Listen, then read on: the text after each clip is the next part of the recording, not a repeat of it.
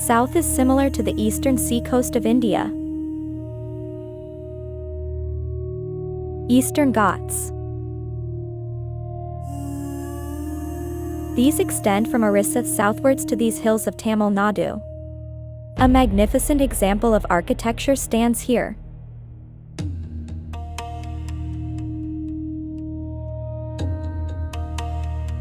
This is the fort of Gingee. Gingee Forts of the South.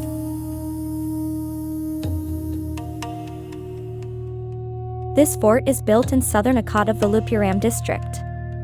Gingee is 160 kilometers to the southwest of the capital Chennai. It was built here with great thinking so that the trade route to important ports like Puducherry could be controlled.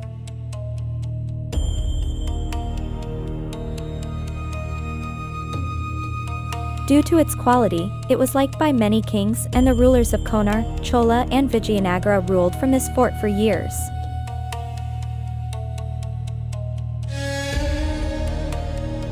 In the year 1677, the great Maratha Chhatrapati Shivaji Maharaj captured Gingee and expanded his empire to the south.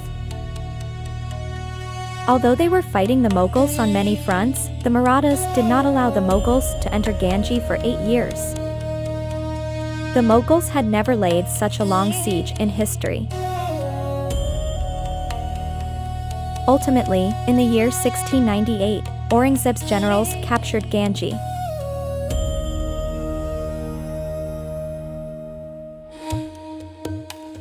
Then the Mughals started placing their fort men there who were the commanders of the fort. In return for helping the Mughal army, a Bundela chieftain named Raja Swarup Singh ruled from this fort for the Mughals for 14 years. After him his son Tej Singh became the fortman.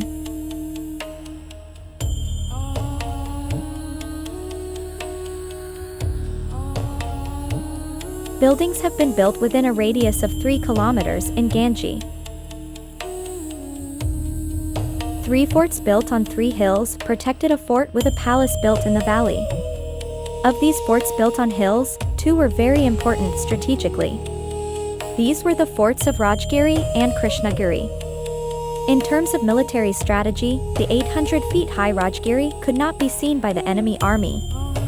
If someone was sitting on the ramparts of the fort, he could easily see the enemy army 10 to 12 kilometers away. And if weapons were used from there, they could go far and destroy the enemies. There were high peaks around the fort, so the infantry could not attack it in standard formation. Today we call it cleft chop assault, and only a maximum of 8 to 10 troops can attack such forts at a time. There is only one gate to go inside the fort. It was only a narrow bridge. Even at that time, the bridge could be lifted, which would have closed the road if necessary. There is another hill fort Krishnagiri at a distance of about 1 kilometer from here. It is not as high as Rajgiri, but is not less than that. It has been built here among the fallen stones. A geographical barrier, huge stones are lying here from top to bottom. Because of these stones, any army will have difficulty in moving forward, whether it is riding on horses or wants to attack in some other way.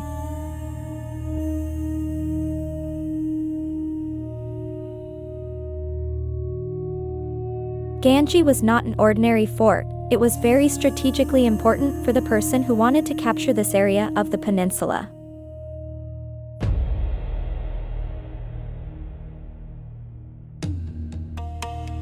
By the middle of the 18th century, the British and French started trying to establish their dominance over South India. Now the shadow of foreign rule was looming over this area. When the Mughal Sultanate ended, then the British started ignoring the Nawabs of the southern provinces.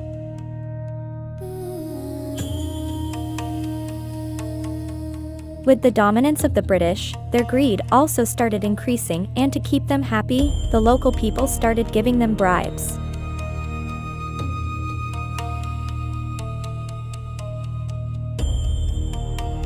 The result was that after a few years, the British East India Company started ruling Ganj as well as other places in the south.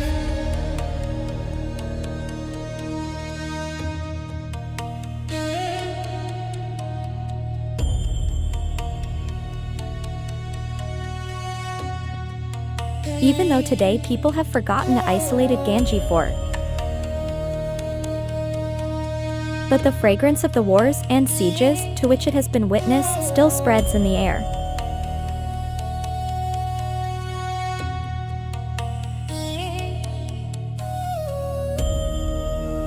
Centuries-old history is still buried under these stones.